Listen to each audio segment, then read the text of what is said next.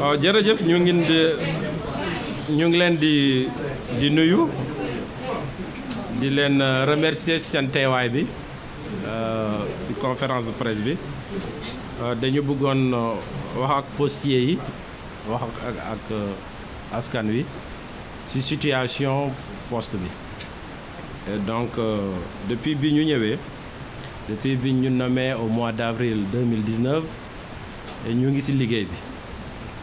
donc xam nañu liggéey fii ci poste depuis président de la République bi ñu confier la gestion de la poste ñu ngi ci waxtaan diisoo surtout ak postiers yi ba tënk liggéey ci plan stratégique liggéey ci vision liggéey ci ay instruments yu bari loolu yëpp dañ ko def dans un cadre consensuel xam nañ nag poste am na jafe-jafe liggéeykat yi aussi léeg-léeg dañuy yàkkamti am résultat parce que dañu gis ne chaque année ñu ngi am ay pertes li ñu doon amatu parce que ñoom ñoo nekk ci guichet yi dañuy xam ne exactement aussi situation bi donc frustration bi daanaka bari na mais loolu yëpp on peut comprendre ça xel mun na ko nangu mais li ñu mënul comprendre li ñu mënul nangu que malgré loolu chaque jour am na ay manifestations am na ñiiro am na ŋaayoo am na vraiment heure bi ñun ñëpp waruñu ko tal parce que sooy xeex ci mbir bi nga xam ne yow doo dañ ciy perte ki nga jaakarloo da ciy perte suñu entreprise da ciy perte yow loolu ana sa gee ana njëriñ xeex boobu parce que même suñu doon xeex pour d'ailleurs peut-être moo tax duñ ci xeex pour améliorer suñu condition de travail heure bi daanaka poste mënul def dara parce que dañu suux on est au fond état bi moo ñu jàppale moo ñuy dimbale pour ñu génn ci moo ñuy accompagner moo tax ñun ñëpp d'ailleurs bi ñu waree boole suñu doolee syndicats yi ak ñun pour état bi fay ñu suñu bor les gens l'ont fait parce que dañu xam ne sinon duñu fay sax salaire yi donc si loolu la ñu war a taxawee ñu jàppale direction générale ñu liggéey pour relever suñu entreprise sinon le reste c'est peine perdue amul solo amul benn avantage donc en tout cas li ma bëgg a wax que man champion transparence man xam naa ni su ma fiy jóge maa ngi peut-être sama milieu carrière donc dafa am li nga xam ne duma ko def pour kenn donc principe yooyu pour man principe yu am solo la sacro-saint ci wàllu transparence d'ailleurs li ñu liggéey ci wàllu marché réforme yi ñuy def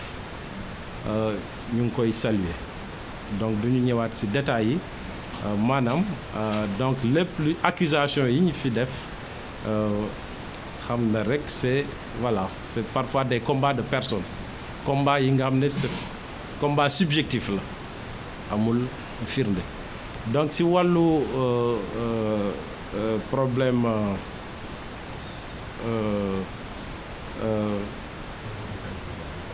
problème post finance problème d'abord directeur bi ñu dàq dañu ko lié ak problème 1,5 milliard ma wax leen que poste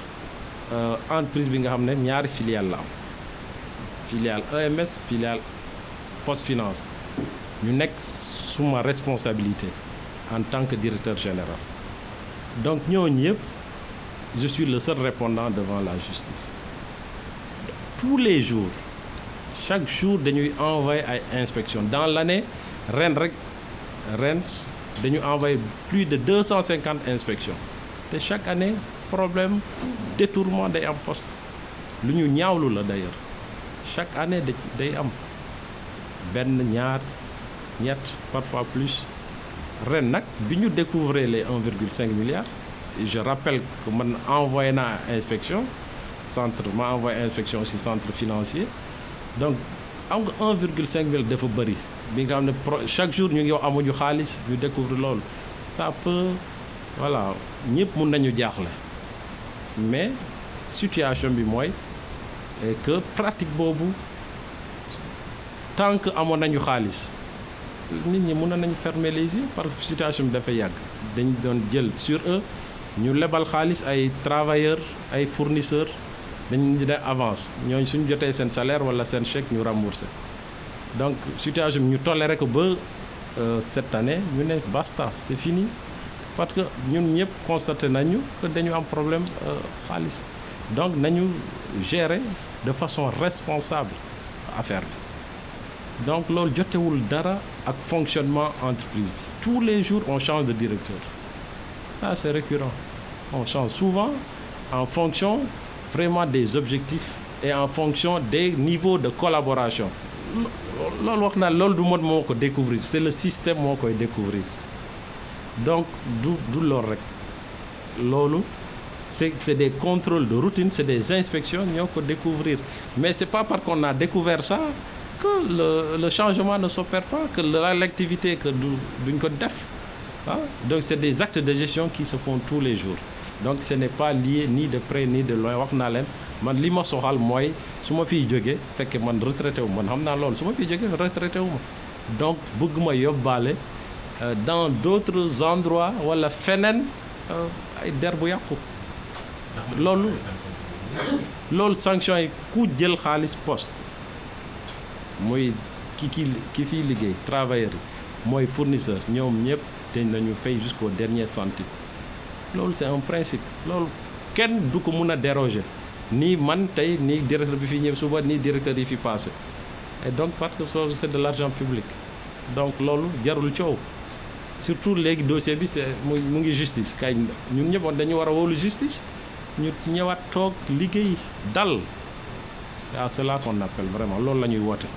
waaw monsieur le directeur bi ngay tàmbali say kàddu nee nga kër gi dafa suuf kër nag buy suuf nit daal xëy na borom gaal dina jéem a jël ay pexe ñu ngi gis ne bi ngeen demee ci assemblée nationale ci vote budget bi sax am na benn député boo xam ne jot na laa digal yenn ci ay jéego yi ngeen war a def bokk na ci dugal xale yi nga xam ne ñu ngi yëngu ci wàllu càq-càq bi ngir que poste mën a yor yeneen prox ndol yoo xam ne dina ci mën a dugalee koppar waaye tamit fexe ba moderniser ko maanaam méngale ko ak xarala yi yee ba nga xam ne kër gi du daal ana yan fexe nga fas yéene jël ci waaw jërëjëf donc si laajte boobu effectivement poste suñ ko sur le plan juridique bu dee yoon kese la ñun sax existé wuñu parce que sur le plan juridique dañu war a tëj suñu boutique yi waaw amatuñu parce que voilà donc mais état bi moo ñuy jàppale moo tax ñun ñëpp dañu war a coopérer ak état parce que moo tax ba léegi ñu mun a liggéey alors loolu su weesoo suñu produit traditionnel bi xam nga mooy courrier loolu xarale yu bees yi dañ ko rendre obsolète loolu mënuñu ci gagner lu bari parce que ñun ñëpp kenn du def pratiquement courrier wàññeeku na bu baax donc yooyu yëpp xayma nañ xam nañu vraiment il faut que ñu repositionner wu ñu indiwaat yeneen activité yeneen relais de croissance mais activités yooyu d'abord suñu liggéey traditionnel ba léegi am na état bi waxul ne léegi amatul donc am na parce que suñu mission service public la donte que dañuy perte mais ku nekk Fongolimbi suñu amee benn lettre Dakar dañ koy yóbbul ba Fongolimbi loolu mission service public la dañ koy def perte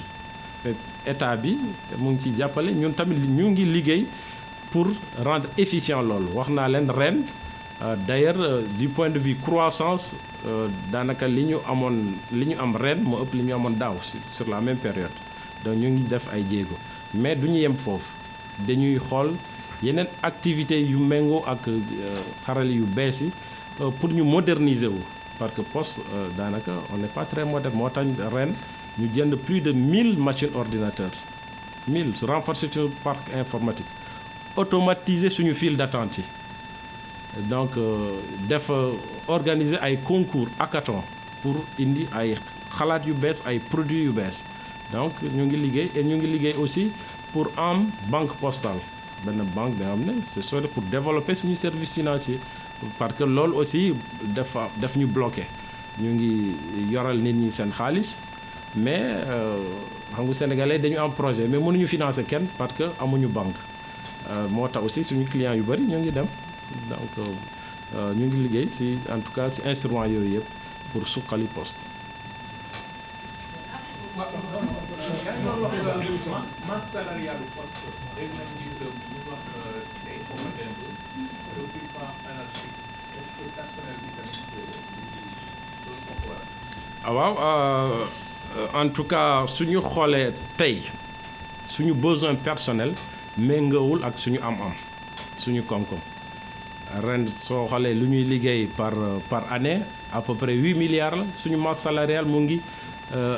18 milliards donc gap boobu c'est-à-dire ni ñuy dundee kuy c'est comme day mel ni dañuy leb xaalis pour dund donc au-dessus de nos moyens parce que tout simplement état bi mooy ñëw à notre secours et donc loolu nag à un moment donné dañuy épuiser suñu ressources yëpp donc dañu war a am benn taille bi nga xam ne moo méngoo ak suñu am-am suba suñu amee ay ressources nouvelles suñu amee mun nañu recruter mais effectivement suñu masse salariale suñu personnel ak suñu charge ak suñu produit vraiment am na fossé et donc ala kulli haal soit tey wala suba ak avec la décision de l'État seen orientation il faut ñu xoolaat mbir mi donc il faut ñu gën a réorganiser suñu ressources humaines yi. waaw bu weesoo restructuration boobu ndax poste askan wi bëri jàpp nañu ne patrimoine la waruñu koo bàyyi mu nax saay est-ce que amul yeneen pexe yoo xam ne dina gën a gaaw mu bañ a dee. waaw mais pexe mooy pexe yu ñu wax rek pour mu bañ a dee il faut nañu liggéey pour am activité yu bees yi nga xam ne daf ñuy jox développer suñu activité am yeneen relais de croissance loolu la donc diversifier aussi suñu produit yi mënuñu des rek ci suñu produit yu ñu amoon donc il faut ñu ut yeneen produit yu bees yi tirer suñu croissance donc ci loolu la ñuy liggéey et puis ñu développer suñu service financier ñu yóbbu ko banque ñu am ay ressources supplémentaires pour mun a def face à suñu charge yi. waaw directeur am na li nga waxoon sànq tamit ne coow li bëri na mu ngi yàq image entreprise bi te am nañu sa yenn collaborateurs yoo xam ne parfois dañuy exiger sa démission est-ce que yow en tant que directeur yaa ngi toog benn instant xalaat ni est-ce que comme coow li bëri na man lii kii na doy na xaaral ma démission. xam nga man dañ ma sant liggéey dañ ma jox mission te mission boobu xamoon naa ne difficulté yi bëri na c'est pas parce que ma dem ba ci biir ma gis difficulté yi bëri na que ma dem daw surtout que aw ma benn problème bi nga xam ne personnel man sama liggéey laay def mën na am ñeneen ñi comprendre loolu accompagner ma walla ñu fustiger ko mais gis naa ñu bëri aussi ñu ma ci encourager donc jàpp naa ne que maa ngi ci dans la bonne voie jafe-jafe nag day am ci kër surtout kër bu mel ni poste bi nga xam ne jafe-jafe kese la woon léegi heure bi pour man du heure dem parce que kenn problème subjectif la tuuma lii nga xam ne loolu tax na nga dem parce que soo amee problème dañuy wax njiit bi la mais sinon amul benn problème bi nga xam ne day tax ma dem loolu man dama am confiance sama patron président de la République je pense que loolu dafa am solo aussi moom heure bu ko neexee aussi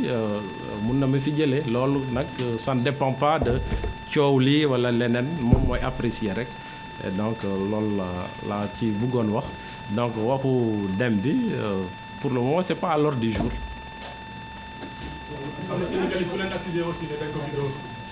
waaw c'est vrai dégg naa lool ñu accusé secrétaire général bi ñu ne dañ ko fi dóor et effectivement altercation am na coow li amoon na ñun bi ñu paree suñu conseil moom bi mu génnee d'ailleurs ñoo doon jiitle après moom mu génn ma dégg coow xeex am mais ma ne bon lii kay c'est pas xeex la woon xeex boobu nag moom gis na xam na ki mu xeexal ak ñi mu xeexal na leen dénoncer rek wax ñi diw ak diw la mais tuumal directeur général sori na loolu sori na foofu directeur général dóorul xeexul kon bu ñu ne man la d'abord directement am na ñi mu gis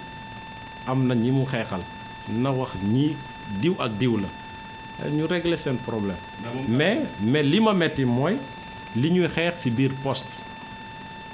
problème violence bi ci poste commencé na am ay ampleur yow maa ngi koy ñaawlu te dinañ ci jël ay mesures violence yooyu nag du xeex kese parfois verbal bi nga xam ne day démotiver personnel bi da leen di tere liggéey loolu yëpp baaxul ci suñu entreprise dinañ ci jël ay mesures yu fortes ñu dañ koy appliquer aussi sans état d'âme quel que soit ñi ko sëkk loolu aussi c'est important c'est pas parce que ay syndicalistes la que kenn du leen wax dara waruñu xeex ci biir entreprise bi loolu ñu koy ñaawlu vraiment ah.